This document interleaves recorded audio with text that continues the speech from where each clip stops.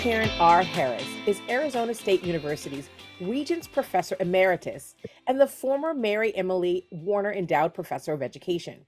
She has worked in education for more than 40 years, initially as a general education teacher in a coal mining town in West Virginia, and then as a special education teacher in Nebraska for students ages 13 to 21 with learning, emotional, behavioral, or cognitive challenges. Dr. Harris has chosen throughout her teaching and research career to work in schools in high poverty areas due to her commitment to improving teaching and learning for all students. So, Karen, welcome to Literacy Matters. Thank you, Cheryl. It's a delight to be here. Awesome. Thank you so much. So I can't wait to talk to you about something called self-regulated strategy development for writing. It's also known as SRSD, and it has the highest effect size of any writing intervention. And guess Yes. what? You developed SRSD, which is why we're talking to you today. And your husband, Steve Graham, joined you in making sure that you're focusing on that writing instruction. And he joined you 42 years ago. Is that right? That is correct. So schools have been seeing amazing transformation in their student writers. And I think it's really important at the top of this hour to make sure that we point out that many of the materials that you are providing are open access, meaning that they're free for any educator. Is that right? That is true, not just from us, but from two groups, one called Think SRSD and one called SRSD Online. So the approach has several key components, and I just want to make sure that our listeners really understand what they are. So I'm going to tell you what I think they are, and please feel free to add any commentary after each one. Now, number one, it uses the power of discussion of text so that all students can develop knowledge together. Is that right? That is right. That's one of the really critical things we do. And in addition, there's the bigger concept of a community of writers. Donald Graves, when I was first developing this in the 80s, he was doing a great deal to improve writing instruction. And that notion of a writing community and a safe place to write is at the heart of SRSD as well. I love that, a writing community, and really, again, children do need a really safe space to be able to really put that pen to paper.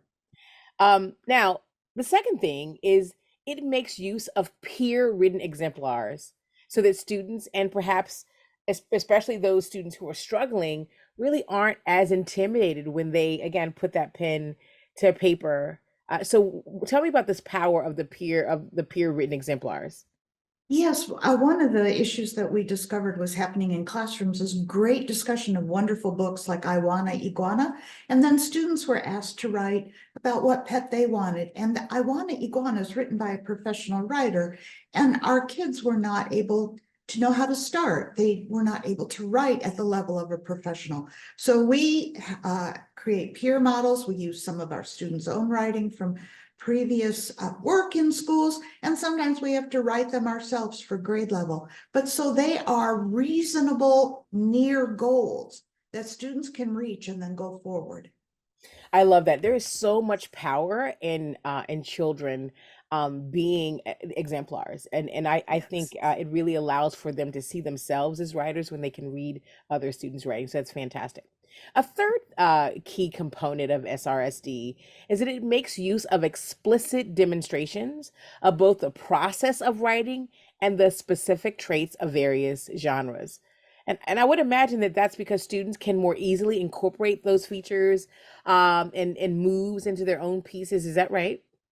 Absolutely. Research is totally clear that students need to understand the genre they're writing in, and that means understanding the structure of a genre, the common elements of a genre, as well as the characteristics of good writing that can be used across genres. And it's not stand and deliver, it's model and help each other. I love that. And so I think it's important, just it really follows obviously that science of reading as well, that, Right. we have to be explicit. We need to show, we need to tell students exactly what we want them to be able to know and be able to do. And then, of course, I think that fourth key component is really probably the most intriguing to me as a former teacher, is that SRSD has a strong strand of self-regulation skill building. And I just can't wait to ask you more about it. So tell me just a little bit and we'll get into it. Well, I think a lot of people don't know that research on self-regulation and its role in learning goes all the way back to Vygotsky. And in this country, in the 70s and 80s, a lot of research on the role of 4 different types of self-regulation clearly indicated that it matters to learning. Wow, fantastic. Okay, so now let me ask you the very first question.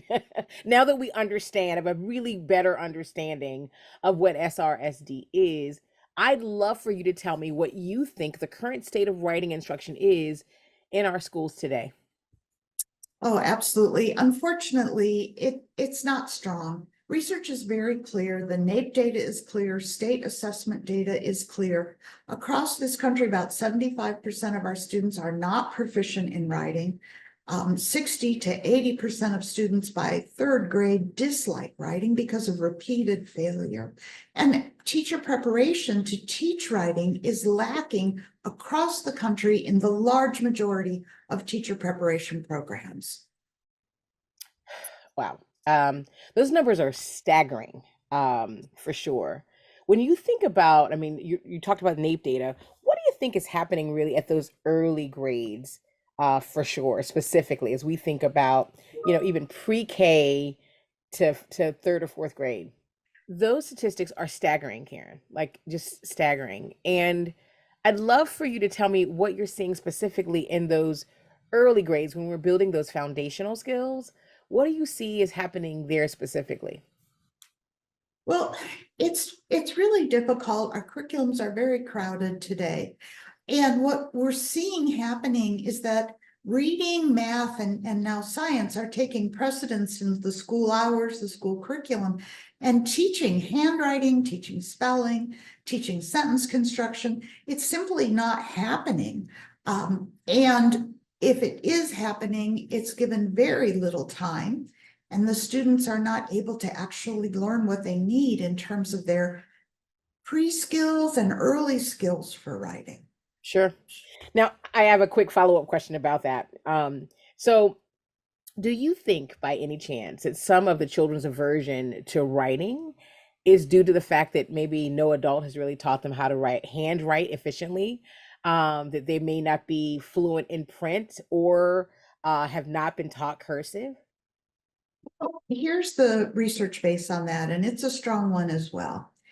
If you don't get fluent in either print or cursive, you are going to have a great deal more difficulty writing content. And the reason is what's called cognitive load. When students are thinking about letter formation, stroke by stroke, and trying to remember how to do it and working hard to do it, it's difficult for them to recollect and keep thinking about what they want to say, how they want to say it.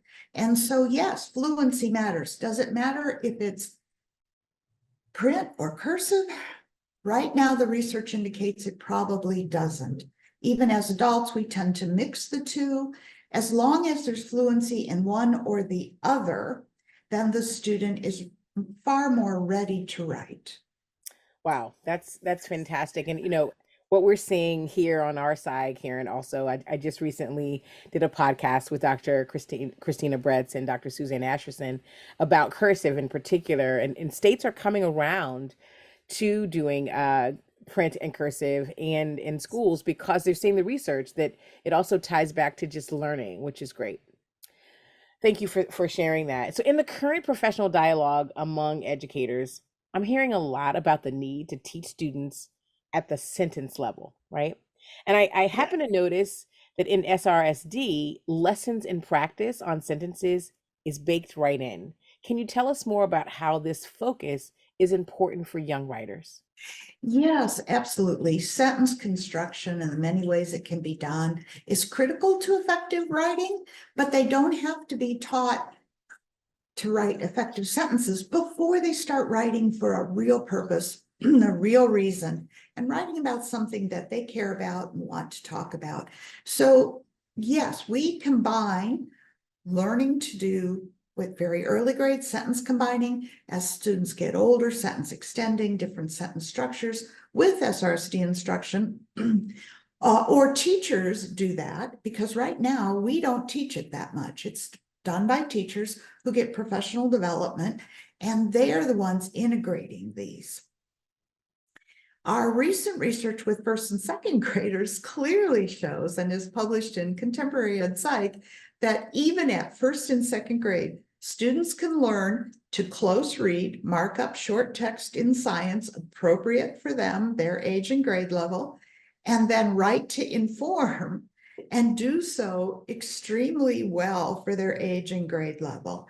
And at the same time, they're learning handwriting, spelling, vocabulary, and sentence structure and sentence writing. So it can be done together, and it should be done together because the two reinforce each other.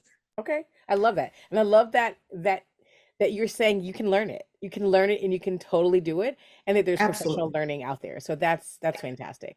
It's almost as though SRSD anticipated this current movement when researchers, thought leaders, and teachers are all realizing this urgent need for students to learn to self-regulate. I was actually having a conversation with my sister-in-law this morning about her 11-year-old needing to self-regulate. But this self-regulation really does help students persevere through the tougher moments of learning, right? So again, that kind of productive struggle. But these strategies are best integrated into content learning, right? Not done as a separate SEL effort, is what I understand from what I know about SRSD. Can you tell us more about the role of self-regulation during the writing process? Absolutely. The four critical aspects of self-regulation, we can come back to each, is self-talk, goal setting, self-assessment and monitoring of your own progress, and self-reinforcement, which is basically verbal and in the head. It's not tangibles. Sure. And any attempt to self-regulate, whether it's to self-regulate your writing process, involves emotions, attitudes, beliefs. And so we work on all of that, and the aspects of self-regulation that students learn can then be carried as they're writing. The aspects of self-regulation that students learn to use while they're learning to write have often carried over in the classroom to other topics and even other teachers, where students will be seen to use self-talk. The young ones will do it out loud. The older students do it in their heads. But they'll go to another classroom and they'll go, I can do this if I try. And the teachers will report that back to us. So all of them are critical, and all of them are better learned in a context than trying to teach them from 20,000 feet above the ground. Do this when you need to, do that when you need to. And actually, research has shown us that for decades now. Wow. So essentially, when I think about this, I think about some of my older learners, and that they have really not had any success in school in general, and specifically with writing. And so then, of course, their self-talk is negative. How can they turn that self-talk around? Well, the concept of mindset is popular today, but in SRSD, it's been there for 4 decades. It is basically accepting that no one's born good or bad at something, that it takes effort, it takes learning. It is extremely important to have someone who can show you and help you and guide you. That's what Vygotsky believed in. He never believed in discovery learning. And that it's my job as your teacher to use these new ways of teaching writing, but it's your job to put forth the effort to learn them and then use them. And if you do that, you will grow as a writer. It's Mm, practice makes progress, not practice makes perfect. that's right. And you will see your own growth because you're going to track your own growth. That I love that you're talking about, like, that learning is emotional. It does involve the emotion as well, and that we have the power to really talk to ourselves and convince ourselves that we can do it if shown the right things, right? That explicit teaching. So goal setting, tell me a little bit about goal setting. Well, we assist students in creating proximal goals. That means just goals that they can reasonably accomplish in their first set of SRSD instruction. And that might be to use all the elements of the genre that they're learning. It also includes things such as hook the reader, think about the reader, what information's most important to them, or if you're persuading, what's most likely to persuade the principal or your parents. So Karen, if you could name one thing that really empowers school leaders, teachers, and families to support children to become better writers, what would that one thing be? I think it would be discussion. I think it would be talking about writing, why it matters with everyone from young students to older students to administration and the whole community of education. Talking about what it is students need to learn to be able to do, and talking about why is it that so many students dislike writing, and how do we change those attributions to effort and to support. How do we help teachers understand that they have not been given all the powerful tools they need to teach writing, but they're there and all teachers can use them. Once they use them and students see their growth in writing, they believe in themselves as a writer and they will keep working. Their beliefs and attitudes will change and they will keep moving forward. Karen, that is so powerful. One of the things that I would say to my staff, to my families, was that things get created in conversation. Peace gets created in conversation. Change gets, created in conversation. Understanding, and I can only imagine that really great writers get created in discussion and conversation. Thank you so much for your wisdom. Thank you for this wonderful protocol to really help all students get better. Thank you, Cheryl. It's been a joy to be here.